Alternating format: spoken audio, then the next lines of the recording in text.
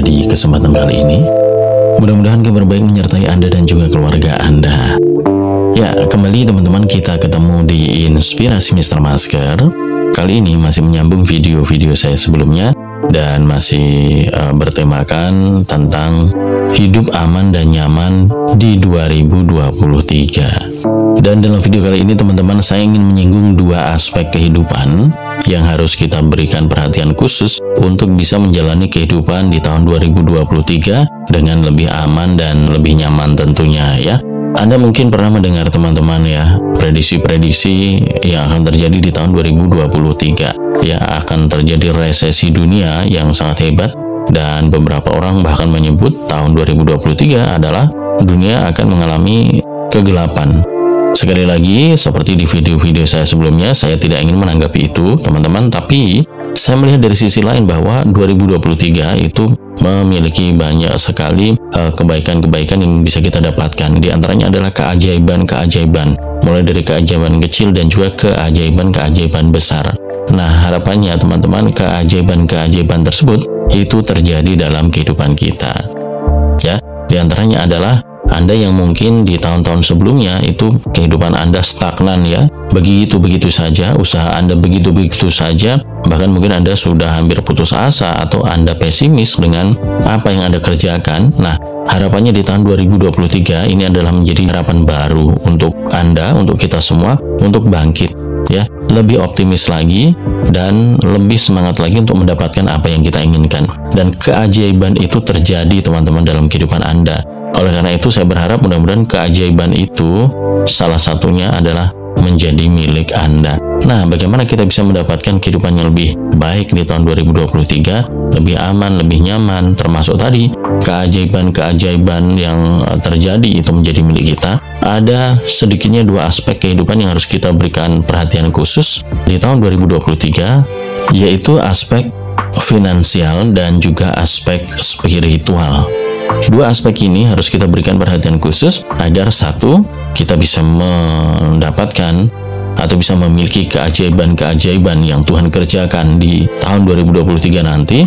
Dan yang kedua juga untuk menghindari ya terjadinya kekhawatiran, ketakutan, ya kecemasan, atau bahkan mungkin depresi yang mungkin akan terjadi ketika kita tidak mampu menguasai diri kita.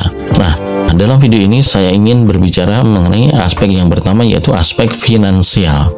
Ada banyak hal sebenarnya yang bisa kita lakukan ya untuk memperbaiki kehidupan finansial kita atau keuangan kita. Anda mungkin sudah banyak mendapatkan informasi dari banyak sumber ya, bagaimana mengatasi keuangan di tahun 2023. Saya ingin menyinggung dua hal perihal aspek finansial ini. Yang pertama adalah mulailah hidup hemat dari sekarang. Ya, sekali lagi, mulailah hidup hemat dari sekarang. Ya, alias jangan boros. Ya, kenapa jangan boros? Karena kehidupan keuangan kita atau finansial kita itu ditentukan oleh bagaimana kita mengatur keuangan kita. Bagaimana kita bisa memilah dan memilih kebutuhan-kebutuhan yang kita butuhkan dalam kehidupan kita. Sebab kesuksesan dalam mengelola keuangan itu sebenarnya bukan hanya dipengaruhi oleh lingkungan kita, tetapi lebih ditentukan oleh dari dalam diri kita sendiri, dari sikap dan juga mental kita terhadap keuangan itu sendiri. Bagaimana Anda bisa menahan keinginan Anda untuk membeli atau berbelanja hal-hal yang tidak penting dalam hidup Anda, atau hal-hal yang tidak Anda butuhkan sebenarnya dalam kehidupan Anda. Dan bagaimana kita bisa mengutamakan hal-hal yang memang benar-benar kita butuhkan dalam kehidupan kita. Bagaimana kita menggunakan uang kita yaitu dengan lebih bijak lagi. Ya. Jadi mulailah hidup hemat dari saat ini. Jangan menunggu tahun 2023 baru Anda hidup hemat. Ya. Atur kembali jurnal keuangan Anda. Perbaiki catatan keuangan Anda akan pemasukan dan pengeluaran. Buat lebih seimbang ya, buat lebih seimbang agar keuangan Anda tetap stabil. Ya. Artinya sekali lagi kita memang harus lebih bijak dalam mengelola keuangan kita. Kemudian utamakan kita membeli barang-barang yang menjadi kebutuhan pokok kita. Ya. Jadi lebih utamakan kebutuhan primer daripada kebutuhan sekunder Anda. Nah, mungkin Anda bertanya, oh artinya kita tidak boleh ya berbelanja kebutuhan-kebutuhan yang menjadi kebutuhan sekunder. Bukan seperti itu pemahamannya teman-teman, tetapi bagaimana kita mengutamakan ya kebutuhan primer kita daripada kebutuhan sekunder. Artinya kita harus mempunyai skala prioritas dari apa-apa yang kita butuhkan dalam kehidupan kita. Nah, itu nanti berhubungannya adalah dengan budget keuangan Anda. Jika ternyata keuangan Anda tidak cukup untuk memenuhi semua kebutuhan Anda, baik primer ataupun sekunder, secara otomatis, jika Anda punya skala prioritas, maka Anda akan utamakan kebutuhan yang primer terlebih dahulu, kebutuhan-kebutuhan pokok terlebih dahulu, kebutuhan-kebutuhan yang menyangkut dengan apa-apa yang Anda butuhkan yang paling penting dalam hidup Anda, makanan, ya, kemudian pendidikan, tempat tinggal, ya, dan lain sebagainya. Sebab sekali lagi teman-teman, saya ulang bahwa keuangan yang baik atau finansial yang baik itu ditentukan dari bagaimana kita mengelola keuangan tersebut. Bagaimana kita lebih bijak dalam menggunakan keuangan kita tersebut. Ketika kita mampu mengelola keuangan kita dengan baik, kita bisa lebih bijak menggunakan keuangan kita, maka finansial kita atau keuangan kita itu akan berada pada kondisi yang stabil. Meskipun dunia mungkin sedang tidak baik ya, keuangan sedang goyang mungkin, atau keuangan dunia sedang tidak baik, tetapi ketika Anda masih mampu mengontrol, masih mampu mengelola keuangan Anda dengan baik, saya yakin Anda masih akan berada dalam kondisi ekonomi atau kondisi finansial yang baik, kondisi ekonomi yang stabil, setidaknya untuk kehidupan keluarga kita sendiri. Itu teman-teman ya. Jadi faktornya lebih dipengaruhi oleh dalam diri kita. Sikap, kebiasaan mental kita itu lebih menentukan daripada aspek-aspek dari luar ya. Yang kedua teman-teman, selain kita harus lebih berhemat ya untuk memiliki kehidupan yang lebih baik di tahun 2023 adalah jangan serakah. Nah, ini saya sampaikan kepada Anda berdasarkan apa yang saya lihat dalam kacamata saya, yang saya rasakan dalam hati saya, dalam batin saya. Kenapa jangan serakah? Sebab 2023 ini orang-orang yang serakah atau sikap yang serakah ini akan membuat kita bubrah. Dan sebaliknya, orang yang banyak bersedekah itu akan mendapatkan banyak berkah. Itu ya.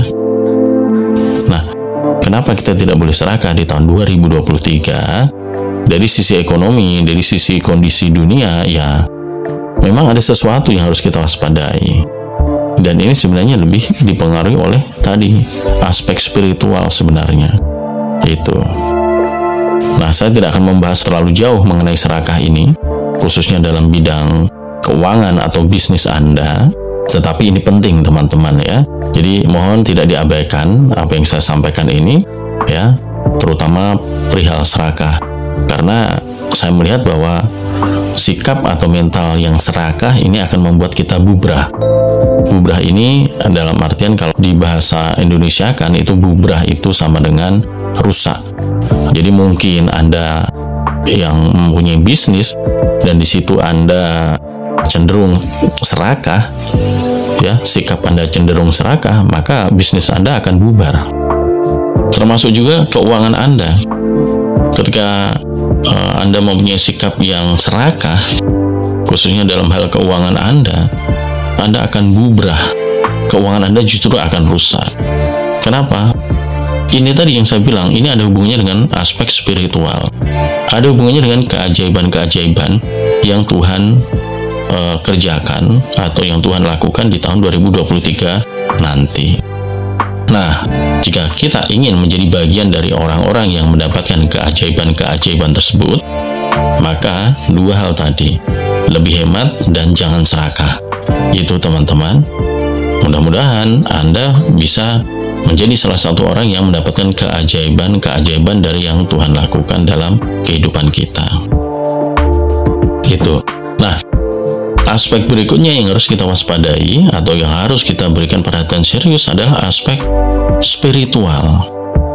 Karena tahun 2023 ini aura kehidupan ya, kondisi kehidupan kita itu jika dilihat secara spiritual itu banyak keajaiban-keajaiban yang bisa kita ambil dalam hidup kita. Oleh karena itu, dalam satu video saya sempat singgung bahwa tahun 2023 ini sebenarnya adalah harapan baru bagi kita. Anda yang kemarin sempat putus asa di tahun 2022 ini, Anda yang kemarin mungkin sempat pesimis dengan apa yang Anda lakukan, usaha Anda, bisnis Anda, mungkin cita-cita Anda.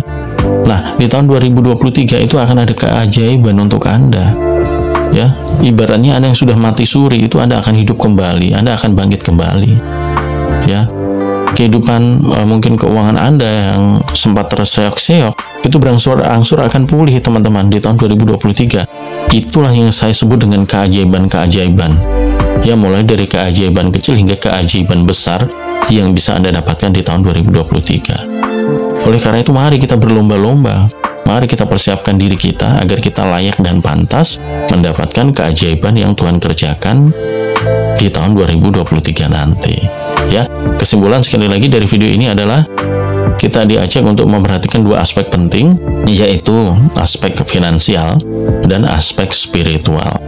Aspek finansial yang paling penting kita lakukan adalah mari kita untuk bisa hidup lebih hemat, ya, tidak boros, dan lebih bijak dalam mengelola keuangan. Kemudian yang kedua, hindari sikap serakah. Karena jika Anda memiliki sikap serakah, hidup Anda akan bubrah. Dan sebaliknya, jika Anda memiliki sifat atau sikap sedekah, Anda akan mendapatkan banyak berkah.